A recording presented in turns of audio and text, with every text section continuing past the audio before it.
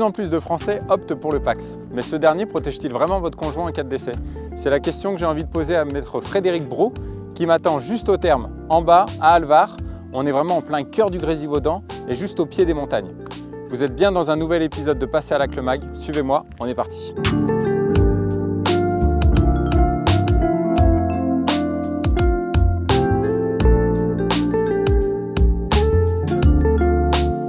Salut Frédéric. Salut Alexandre, tu Ça vas bien? va? Ça va et toi? Bah ouais, super. Écoute, je suis content de te retrouver pour Heureux de te retrouver aussi. un deuxième épisode ensemble.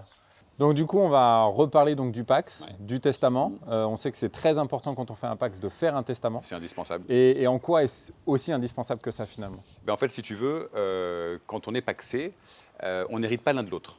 D'accord. C'est pas parce qu'on est pacsé que ton partenaire pacsé hérite de toi en cas de décès. Alors qu'au mariage, ça du coup... Alors, quand on est marié, on hérite. D'accord. Le mari ou la femme hérite. D'accord. Ok. Le partenaire pacsé n'hérite pas. Si tu veux que ton partenaire hérite, il faut le dire sur un testament, volontairement.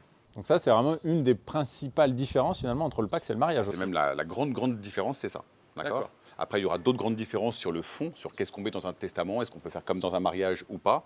Là, il y a une grande différence et il y aurait plutôt une protection par rapport au mariage. Le mariage protégerait davantage, notamment quand il y a des enfants. D'accord. Mais si on enlève ce cas-là, quand on est pacsé, on n'hérite pas. Si on veut hériter, il faut faire un testament.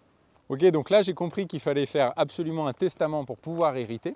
Oui, tout à fait. Et finalement, est-ce que sur l'impôt sur la succession, est-ce que ça apporte un vrai plus? En fait, si tu veux, c'est tout l'intérêt. Pourquoi est-ce qu'on conseille à nos clients, notamment quand ils achètent un bien immobilier, de se paxer et de faire un testament?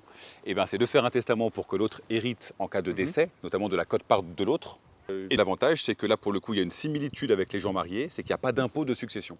D'accord. Donc tu vois, l'intérêt, c'est à la fois d'hériter civilement et surtout d'échapper, pour l'instant, selon la législation actuelle, au droit de succession quand on est pacsé. Ça veut dire que du coup, si je vis en concubinage, la plupart du temps, si j'ai envie d'acheter, là, le conseil que peut donner un notaire, c'est du coup de se paxer ou de se marier avant. C'est ça. C'est souvent dans ce cadre-là que finalement, on contracte un PACS. C'est exactement ça, parce que souvent, tu as un couple qui arrive chez le notaire pour acheter une maison. Ils ne sont pas mariés, ils ne sont pas pacsés. On va pouvoir leur conseiller un testament pour hériter en cas de décès. Mais le problème, c'est que s'il y a un décès, l'autre va hériter grâce au testament, mais avec une fiscalité extrêmement lourde, qui est aujourd'hui de 60%. Ah oui, donc là, effectivement, le PACS annule cette taxe. Ok. Voilà. Bon, ce qui explique aussi qu'il y ait autant de PACS d'un seul coup. Exactement. Alors, j'ai compris du coup que le testament, c'était très important pour que je puisse hériter de mon conjoint. Ça allait me permettre également de faire des économies d'impôts sur la succession. C'est ça. Donc ça me paraît plutôt une bonne idée. C'est plutôt une bonne initiative. C'est plutôt une bonne initiative. Et du coup, comment je fais pour faire un testament, concrètement? Alors, au niveau de la forme, évidemment que je vais te conseiller d'aller voir un notaire parce que c'est mieux.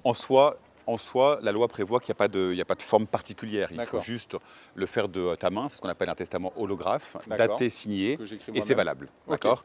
Simplement pour être sûr qu'il est conservé, qu'il est appliqué, qu'il n'est pas déchiré par quelqu'un qui ne serait pas très content de ne pas être dessus, par exemple, on conseille de le déposer chez un notaire. Et le notaire est aussi là pour conseiller la rédaction, pour qu'il soit compréhensible au moment du décès, parce que par définition, celui qui l'a fait ne sera plus là, donc on ne pourra plus interpréter le testament, et c'est là où il y a des sources de conflits dans les familles.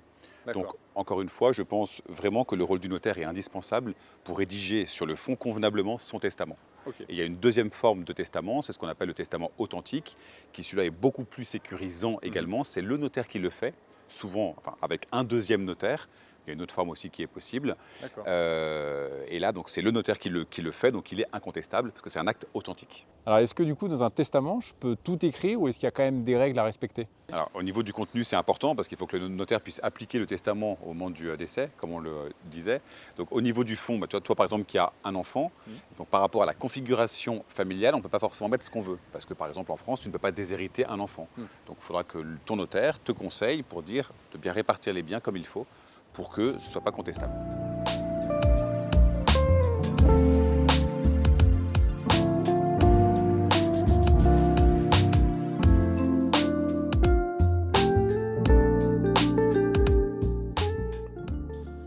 Merci beaucoup Frédéric. Merci Alexandre. On a parlé d'un sujet qui était important, le testament, et qui, j'imagine, vous occupe quasiment au quotidien dans vos études.